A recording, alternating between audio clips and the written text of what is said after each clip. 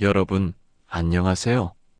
혹시 지금 이런 생각을 하고 계시진 않으신가요?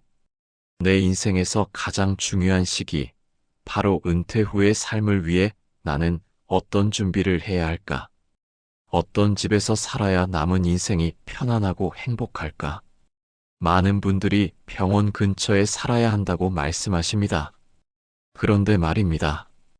병원 옆이 아니라 진짜 우리가 가야 할 곳은 따로 있습니다. 여러분의 남은 인생을 걱정 없이 편안하게 만들어줄 이런 집에서 살아야 하는 이유, 그리고 그곳이 왜 병원 옆이 아닌지 지금부터 그 진정한 의미를 함께 찾아보겠습니다. 여러분은 왜 집을 찾으시나요? 단순히 비바람을 피하고 잠을 자는 공간이라고 생각하시나요?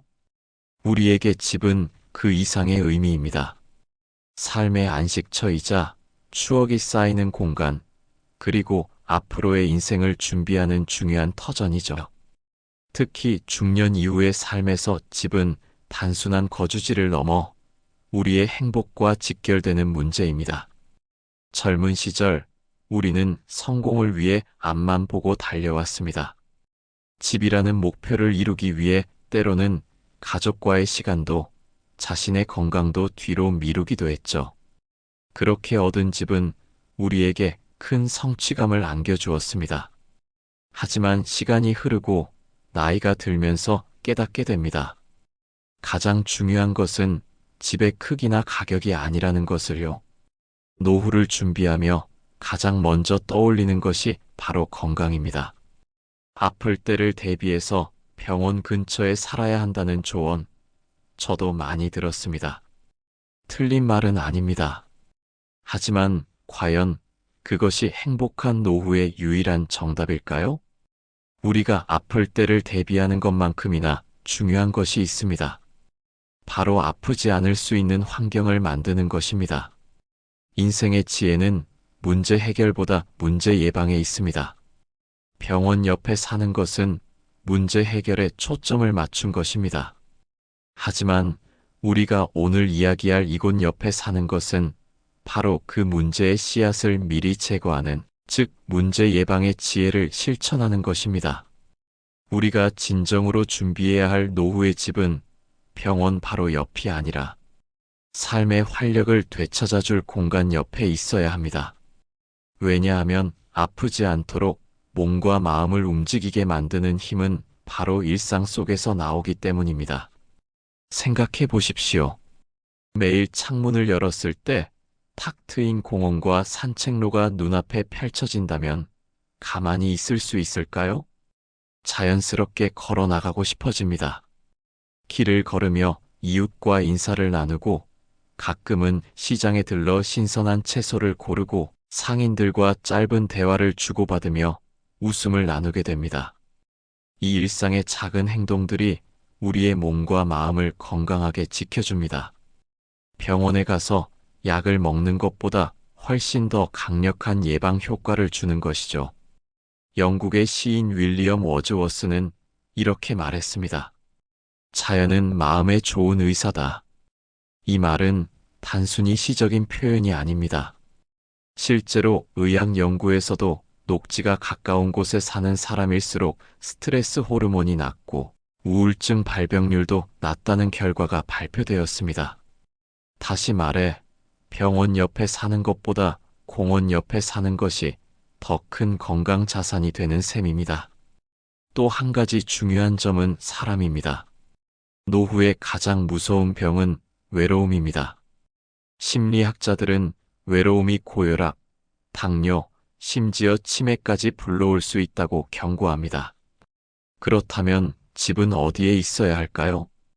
이웃과 자연스럽게 마주치고 인사를 나누며 관계를 이어갈 수 있는 곳, 바로 사람의 온기가 느껴지는 장소 옆에 있어야 합니다.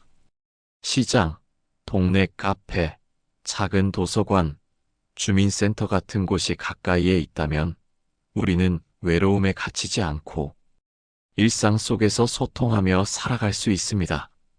병원은 아플 때만 가지만 이런 생활 공간은 매일 우리를 건강하게 해줍니다. 결국 노후의 집은 단순히 치료의 공간 근처가 아니라 예방과 행복을 동시에 주는 공간 옆에 있어야 합니다. 철학자 아리스토텔레스는 말했습니다. 인간은 본래 사회적 동물이다. 우리는 혼자서는 결코 온전한 행복을 누릴 수 없습니다. 그러므로 집을 선택할 때 우리는 반드시 나를 둘러싼 관계와 환경을 함께 고려해야 합니다. 여러분, 이제 조금 감이 오시나요? 병원 옆에서 늘 아픈 생각을 하며 사는 것보다 시장 옆, 공원 옆, 사람 사는 곳 옆에서 활력을 얻는 것이 훨씬 현명한 선택이라는 사실을요. 자, 그렇다면 병원 옆이 아니라 우리가 진정으로 가야 할 이곳은 어디일까요? 그곳은 바로 자연입니다. 인간은 자연으로부터 멀어지면 멀어질수록 불행해진다. 톨스토이. 톨스토이는 러시아의 대문호이자 사상가입니다. 그는 이 명언을 통해 문명과 기술의 발전이 인간을 물질적으로 풍요롭게 할지는 몰라도 정신적으로는 오히려 황폐하게 만들 수 있음을 경고했습니다. 우리는 도시에서 수많은 편의를 누리며 살았지만 그만큼 자연과 멀어졌고 삶의 활력과 평온함을 잃어버렸습니다. 우리는 이제 도시의 잿빛 풍경을 벗어나 초록빛 자연으로 돌아가야 합니다. 자연이 우리에게 주는 놀라운 선물들을 다시 되찾아야 합니다. 자연이 주는 첫 번째 선물은 바로 건강입니다. 숲속의 피톤치드는 스트레스 호르몬인 코르티솔 수치를 낮춰주고 면역력을 높여줍니다. 맑은 공기는 폐를 정화시키고 신선한 햇볕은 비타민 D를 생성하여 뼈를 튼튼하게 하죠. 자연 속에서 걷고 움직이는 것 자체가 훌륭한 운동이 됩니다. 굳이 돈을 내고 헬스장을 가지 않아도 우리는 매일 자연이라는 가장 훌륭한 헬스장에서 건강을 가꿀 수 있습니다. 자연이 주는 두 번째 선물은 마음의 평화입니다. 나는 숲으로 갔다. 삶의 본질적인 사실들만을 직면하고 싶었기 때문이다. 혹시라도 죽을 때가 되어서야 내가 헛되이 살았음을 깨닫게 될까 두려웠기 때문이다. 헨리 데이비드 소로. 미국의 사상가이자 작가인 소로는 도시의 물질주의를 벗어나 월든 호숫가에 오두막을 짓고 2년 동안 자연 속에서 살았습니다. 그는 이 명언을 통해 자연 속에서 삶의 본질을 찾고자 했던 자신의 열망을 표현했습니다. 소로는 자연 속에서 물질적 욕심을 버리고 진정으로 중요한 것이 무엇인지 깨달았습니다. 우리도 마찬가지입니다. 자연 속에 있으면 잡다한 생각과 고민들이 사라집니다. 새소리, 바람소리, 물소리를 듣다 보면 마음이 차분해지고 평온해집니다. 우리는 자연 속에서 비로소 나 자신에게 집중할 수 있는 시간을 가질 수 있습니다.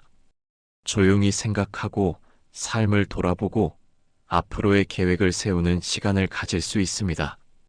이것이야말로 바쁜 도시 생활 속에서는 얻을 수 없었던 진정한 내면의 휴식입니다. 자연이 주는 세 번째 선물은 새로운 삶의 활력입니다. 자연은 우리에게 끝없는 영감을 줍니다. 텃밭을 가꾸고 꽃을 키우고 나무를 심는 일은 단순한 노동이 아니라 생명을 가꾸고 보살피는 기쁨을 줍니다. 우리는 자연 속에서 새로운 취미를 발견하고 비슷한 가치관을 가진 사람들과 공동체를 이룰 수도 있습니다. 자연은 우리에게 느리게 사는 법을 알려줍니다. 도시의 빠른 속도에 익숙해져 있던 우리는 자연 속에서 비로소 계절의 변화를 느끼고 해가 뜨고 지는 리듬에 맞춰 살아가는 법을 배웁니다. 이것은 단순히 시간이 느려지는 것을 의미하는 것이 아니라 삶의 본질적인 리듬을 되찾는 것입니다. 자, 그렇다면 자연 옆집을 선택한다는 것은 구체적으로 어떤 의미일까요? 그것은 단순히 시골로 이사를 가는 것을 의미하지 않습니다. 첫 번째, 삶의 우선순위를 바꾼다는 의미입니다.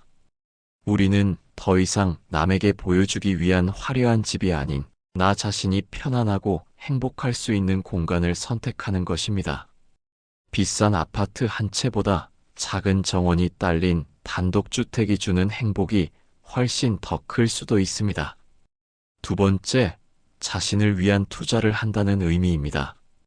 우리는 지금까지 자녀와 가족을 위해 수많은 투자를 해왔습니다. 이제는 나 자신을 위해 투자할 때입니다. 자연 속에서 건강을 지키고 마음의 평화를 얻는 것만큼 확실하고 가치 있는 투자는 없습니다. 세 번째, 진정한 독립을 이룬다는 의미입니다. 노인은 젊은이에게 인생의 길을 알려주기보다는 스스로가 걸어가는 길을 보여줌으로써 그들의 본보기가 되어야 한다. 앙드레 말로. 프랑스의 소설가이자 정치인이었던 앙드레 말로는 이 명언을 통해 노년의 삶이 단순히 젊은 세대에게 조언하는 역할에 머무는 것이 아니라 자신의 삶을 통해 지혜와 가치를 증명해야 한다고 말했습니다. 자연 속에서 자신의 삶을 주체적으로 꾸려나가는 모습은 자녀들에게도 큰 영감과 본보기가 될 것입니다. 우리는 더 이상 자녀에게 기대거나 사회적 시선에 얽매이지 않고 오롯이 자신의 삶을 살아갈 수 있는 진정한 독립을 이룰 수 있습니다. 우리가 노후에 자연 옆집을 선택한다는 것은 단순히 거주 공간의 변화가 아니라 삶의 철학을 바꾸는 일입니다. 사실 많은 분들이 나는 도시를 떠나 살 수 없어라고 말합니다. 교통, 의료, 문화생활 분명 도시의 장점이 있죠.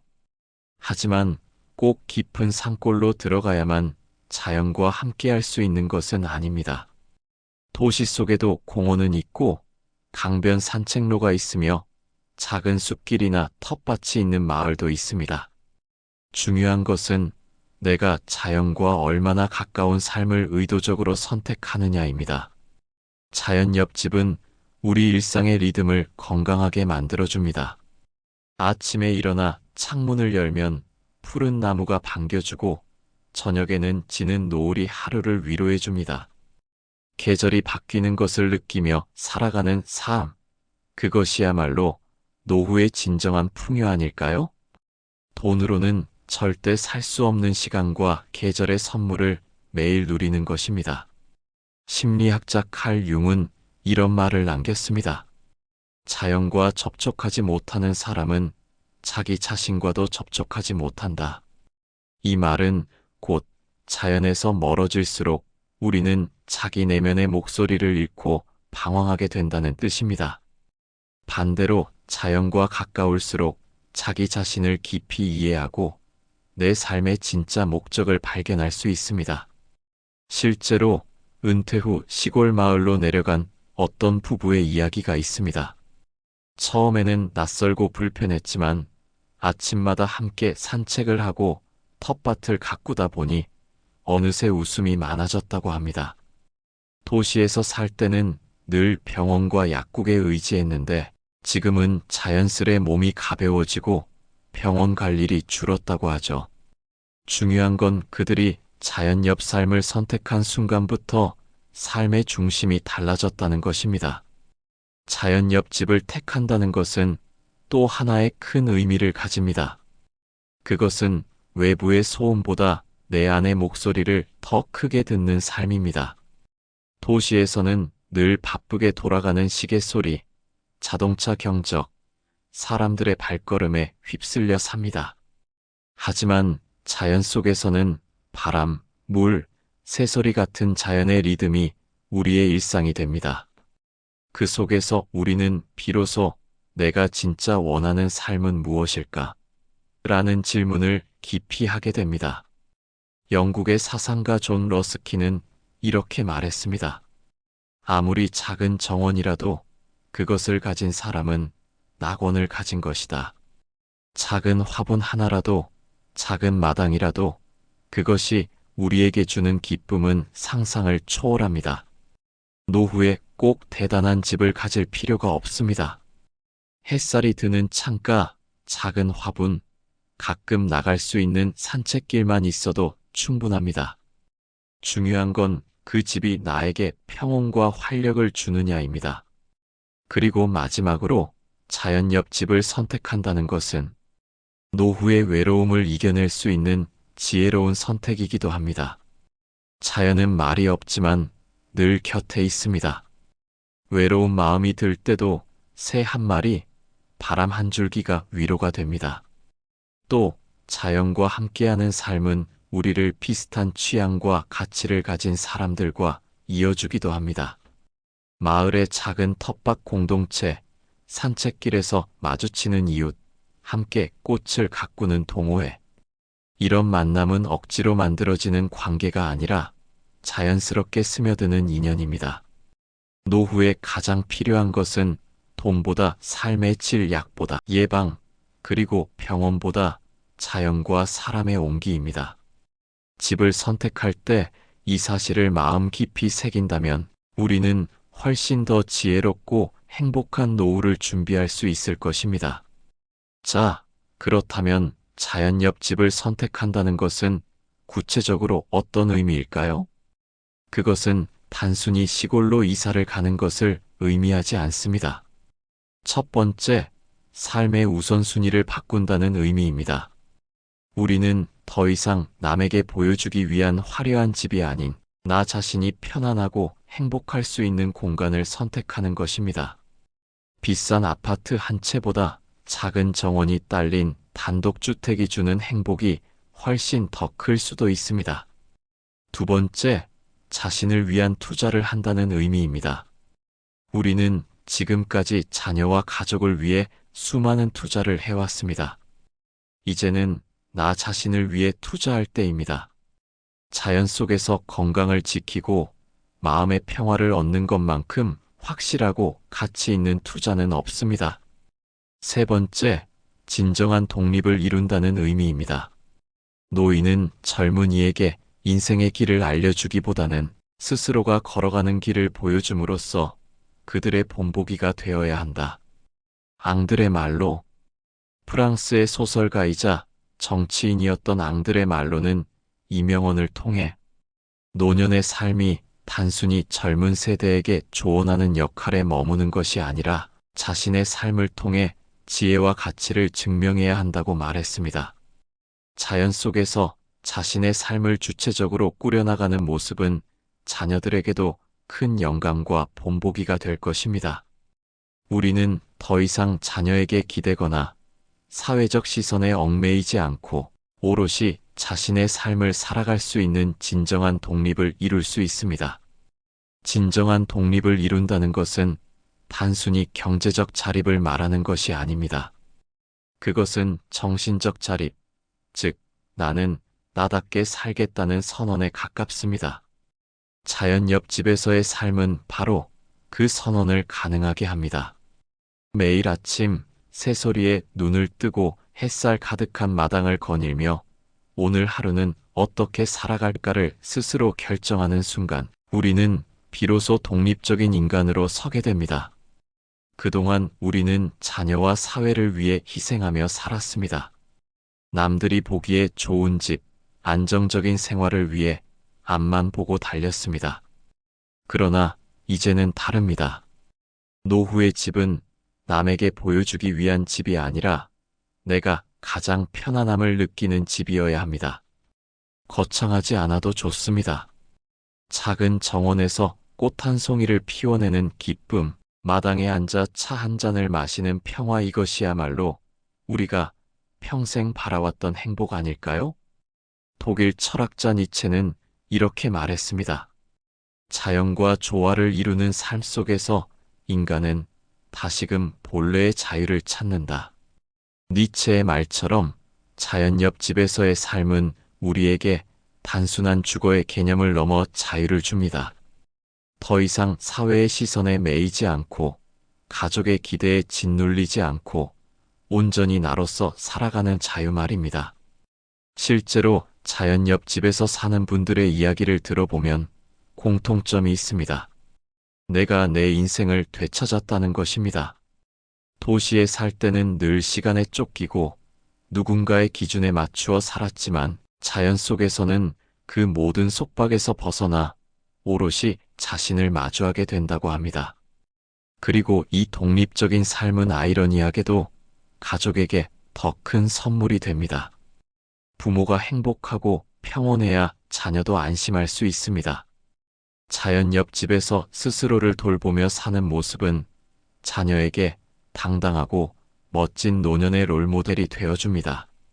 단순히 재산을 물려주는 것이 아니라 삶을 어떻게 지혜롭게 살아야 하는지를 몸소 보여주는 것이죠. 또 하나 중요한 점은 자연 옆집이 주는 삶의 속도입니다. 도시는 늘 빠릅니다. 하지만 노후에는 빠른 삶이 필요하지 않습니다. 자연은 우리에게 느림의 미학을 가르칩니다. 계절의 변화에 맞추어 삶을 조율하고 자연의 리듬에 몸을 맡기다 보면 불안과 조급함이 사라집니다.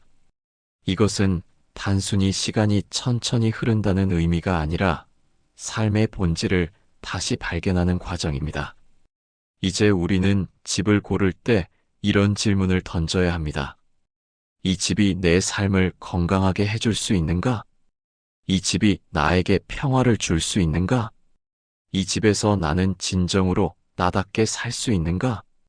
만약 이 질문에 모두 예라고 답할 수 있다면 그 집이 바로 노후의 명당이자 진정한 자연 옆집인 것입니다. 여러분, 지금까지 우리는 노후에 살아야 할 진정한 집에 대해 깊이 이야기해 보았습니다.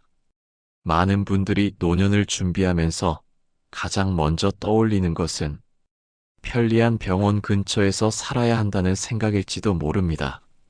물론 건강은 무척 소중하고 병원은 필요할 때 언제든 가까이 있어야 안심이 됩니다. 하지만 우리가 진짜로 원하는 삶은 병원 옆에서 아픈 몸을 치료하는 삶이 아니라 아프지 않도록 건강을 지키는 삶 아닐까요? 그래서 저는 병원 옆집이 아니라 자연 옆집을 선택해야 한다고 말씀드린 것입니다.